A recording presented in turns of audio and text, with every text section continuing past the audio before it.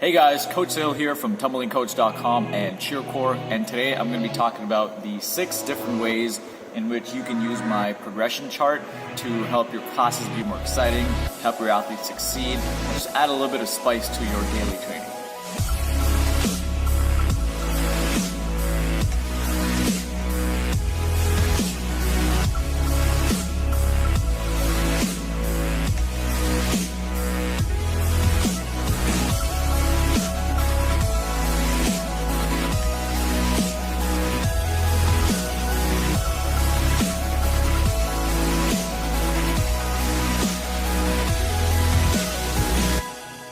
Alright, so the first way we can use it is actually class structure. So if you're always like scratching head about like, what I'm going to do for this class, what I'm going to do for that class, and how I'm going to, structure it, what skills am I going to work on it, like every gym sets up their classes in a different way, obviously. The way we set it up is skills based. We have we call it a back walkover / back handspring class, or just a back handspring class, or a tuck class, or a layout class, twisting class. We focus on that just because it makes it a lot easier marketing wise and things like that, but we're also going to obviously throw in other things that's required. So for example, a tuck class is not going to be just tucks, right? It's going to be, we're still going to be working back handsprings, we're still going to be working round offs, we're still going to be doing basic shapes and everything else that athlete would need to succeed in order to actually make their tucks better, right? But again, what do you include? Like, do you sometimes just do tucks? So this actually makes it a lot easier, where you can just go up to the tier and just see what all the skills are. You can just make an actual class out of that. So I'm going to zoom in so you can actually see an example of what this would look like. All right, so here we have our tier system. So let's take an example, let's say for a level 1 athlete. Okay, so if you look at tier 2, for example, it has cartwheel, round off, back walkover, front walkover, and limbers. So what you can do is you can, looking at the poster, you can go to your setup and you can just bring in the mats needed. So you can set up a drill for a cartwheel. Okay, you can set up a drill for a round off. Okay, you can set up a drill or 2 for back walkover, a drill for front walkover. So for example, this one could be, down a cheese mat, right? So for example, like they just go bridge and then kick over. For a front walkover, you can have like a panel mat against the wall. So they kind of like kick into a handstand split against the wall, come back again, whatever your favorite front walkover drill is. And then you can have one for limber. Limbers can be pretty simple. As you can actually, if you have another cheese, you can do that. You can spot it. You can have it on a crash mat, whatever you want. But at the end of the day, you have 1, 2, 3, 4, 5, right? And assuming you have an average class of anywhere from 8 to 10 athletes, let's say you have 10, just to keep it simple, well, guess what? You can put 2 athletes per station, and then you can rotate them, right? And again, the rotation will depend on whatever you like doing. So you can do time-based, so you can go anywhere from 2 to 4 minutes so per station, and then they switch. You can do a repetition-based, where you have like a flow system where everybody does like, a rep of a cartwheel station, then a round-off station, and then they go all around this entire station, and everybody just keeps rotating. You can do it success-based, right? So for example, if you hit the cartwheel, then you can go to the round-off station, and so on and so on. So there's many ways to do it. You can pick your favorite, but it just makes it easy. As soon as you walk into the gym, you're like, okay, I have a level 1, team. I'm going to follow tier 2, and I'm just going to go. And then what you can do the next time, you can do the same kind of setup, but you can pick your favorite drill. So let's say they're getting really good at doing cartwheels down to cheese. We'll replace that by making them go either up the cheese, or you can use a squishy mat like that, where they're forced to work their power in the cartwheel. Same thing goes for the round off. If they're getting really good at round offs, maybe having them do a round off on top of a mat, right? So again, there's so many possibilities. This just gives you a really basic structure, especially for your younger coaches who can just come in and be like, okay, if they're level 1, as you can see, level 1 is around, for cheerleading anyway, it's the yellow text, and we'll go over that, what that means, but it's just an easy way to take a look at it and set up your classes. All right, so as you saw, there are 12 different tiers on the poster. So you have 12 different combination of classes you can do. You can mix and match. You can do whatever you like, but this gives you a good structure, so you're not starting with basically a blank sheet of paper. It gives coaches a way to structure classes that stay within the ranges that's required, so you don't have like a class where someone's working like a walkover and then a tuck, right? If you want to do that, you can, but it keeps it more organized this way. All right, so the second way you can use it is something I like to call the basics run, okay? So let's take a level 3 athlete, for example, right? In cheerleading, that's somebody who can back tuck, or if you have a gymnast come in who can back tuck. So basically what they do is they start at the very, very top, and obviously the first thing up there is a handstand, Okay, so if you can follow along with me, what they do is, instead of doing like a traditional warm-up, what they generally do, they'll do my warm-up poster, like the pink and the purple section, which is the dynamic flexibility stuff. And then what they'll do, they'll do a little bit of shaping, and then they'll just jump into this. So for example, and they'll do this run until they can't anymore. Okay, so basically what that works, they'll do handstand. So you tell them the reps. Usually I just say do 2 reps of everything till you can't anymore, right? So they'll do 2 reps of a power hurdle handstand. Then they'll do two reps of just an aggressive power hurdle to working that lunge position. Then they'll do 2 reps of a standing bridge, and so on and so forth. So for a level 3 athlete, if they keep going, they'll generally stop about after tier 6, right? So like maybe a round up back tuck, a round up handspring tuck is where they pause. And once they can't go anymore, they go grab a drink. Now, if you look here, that's a lot of skills they're working on, right? 2 reps per. So you can see they're going through each one, okay?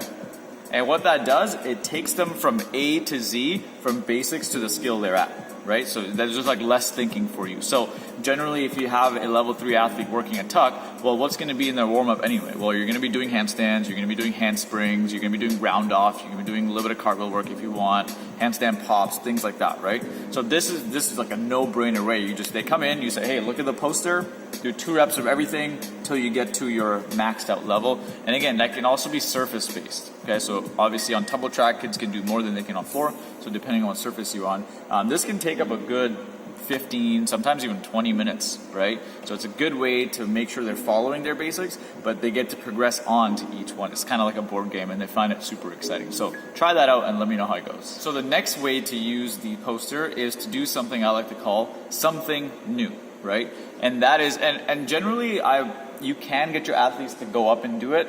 I just generally do it just because I know my athletes, right? So like, a good example is somebody who can do a back tuck on floor. So again, cheer level 3. If they're cheer level 3, then on the progression chart, they can go up to tier 6.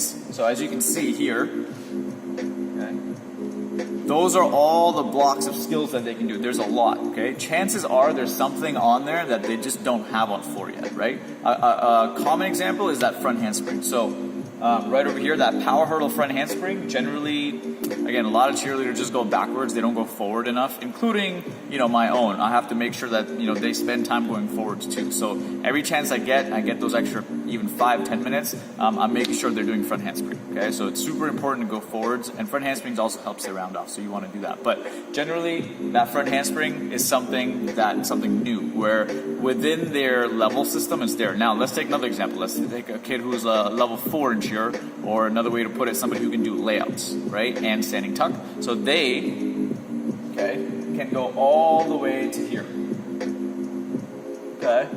So if they can go that far, well, as you can, if you have the poster, you're able to see it. Something that's up there is a whip, okay? And again, not a lot of athletes are working whips. And the other thing is, you should be getting a layout before whip. That's my philosophy. So that's why I have a layout and then I have a whip. But again, it might be that's something new within their level system. As long as you're following this, that won't take them too far outside their comfort zone, and they can choose their surface, right? So if it's new, it gives them something exciting to work on. So if you have a tumble track or an air track and things like that, and if you have a kid, for example, who has a tuck on floor, get them to go to the poster, or you do it for them and say, hey, you know what? You don't have a front handspring. Why don't we work that today? Or let them try and be like, hey, go to the poster within your tier, okay? Find something that you don't have on floor that's perfect. So maybe they do have a front handspring, but it's it's like a 3 out of 10 or something. Like they're landing it, but it's nowhere close to ideal. So you can spend 15 minutes, 20 minutes even working on that. And that's super fun. Most kids like it because it's something different instead of going backwards all the time. So give that a try. All right, so the fourth way to use the poster, one of my favorites, is to explain to the parents how their child can progress or not progress, or why they're not progressing, and why we're doing things a certain way. This uphill battle is something I hear from every gym owner and coach and tumbling coach, right? The parent says, oh, my Susie should be working back tucks. Meanwhile, they can barely do 2 handsprings to save their life. Well, how do you explain that to the parents, right? Obviously, we can't completely blame them because there is education, parent education, that's part of the thing, and this is what makes it easy.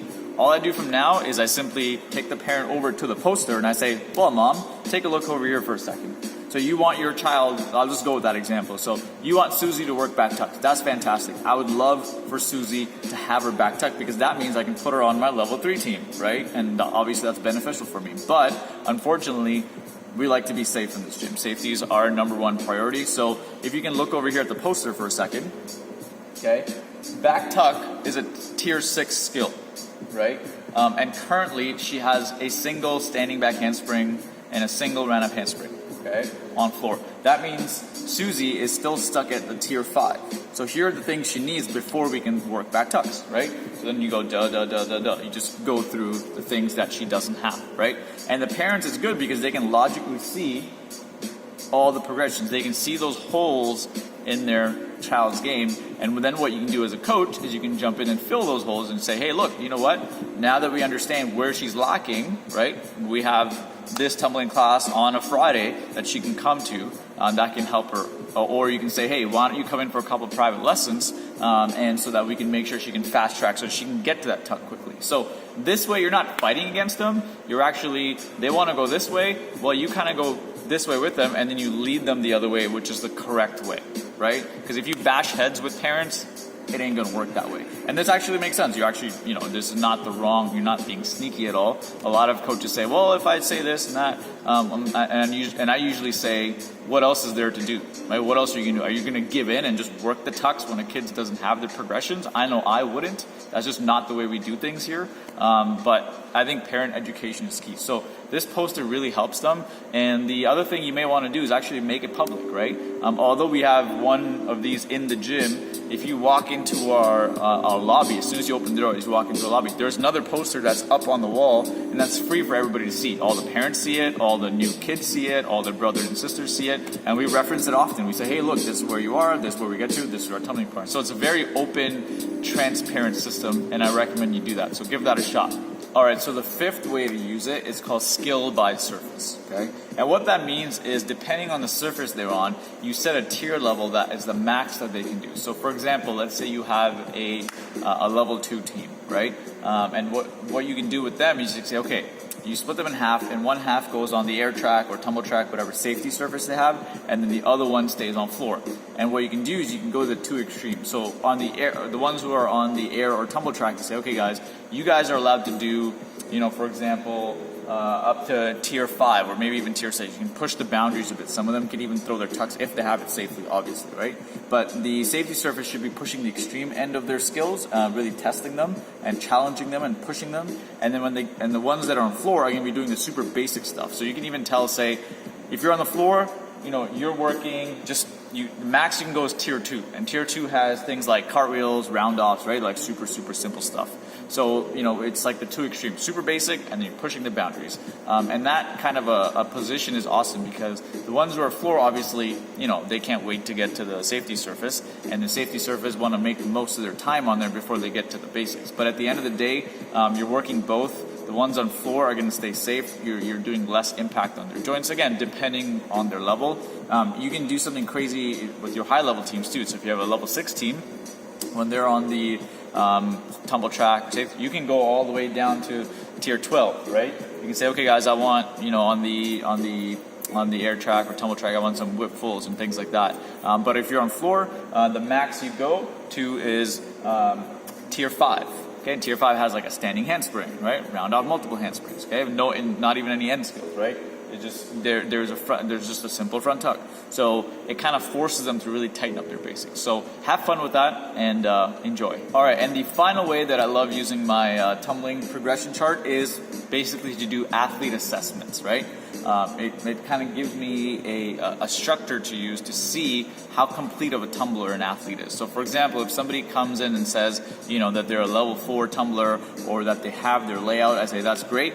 What I'll generally do is I'll take them back a tier or 2 before and then work my way through and see what they have, okay? So for example, if I do have somebody that's level 4 or says they have their layout, what I'll do is if you look at the progression chart beside you, or if you can pull it up, layouts are tier 8, right? So what I'll do is I'll go to maybe like tier 6, okay?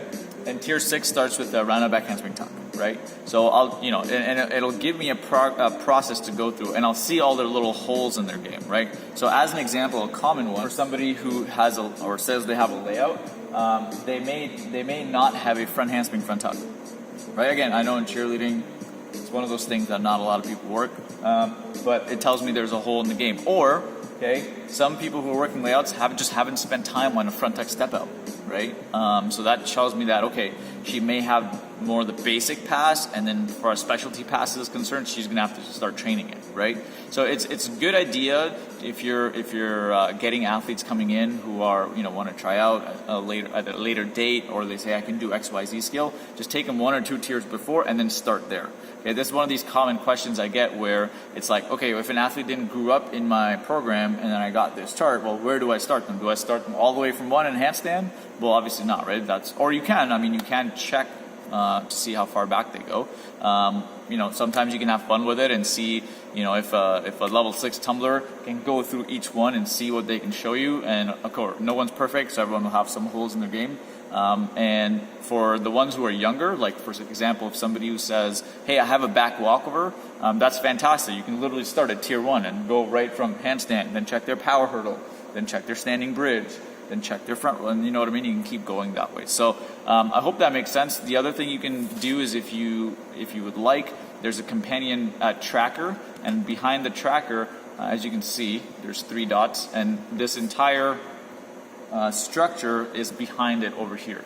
These are called progress trackers. What I like to do is, depending on what skill they have, so for example, if a kid says, oh, I have my back handspring, right, standing back handspring, well, what I'll do is I'll check it, and then I'll give them 1 of 3 possible check marks. 1 check mark means that they can do the skill on the floor by themselves, no spot, but it ain't the greatest, right? This is something that you would give out if a kid just got the skill. Or like, if you guys have a bell, like a bell ringer, like if they just landed it for the first time, that's 1 check mark, right?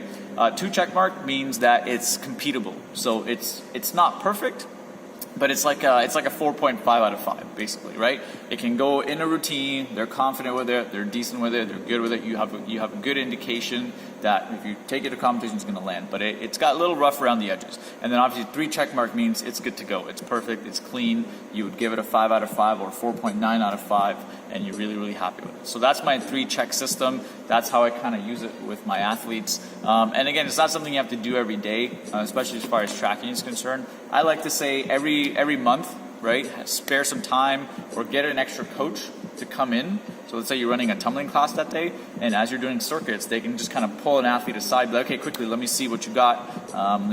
If they're, for example, working tucks, you can kind of see, okay, let me see your round back handspring tuck.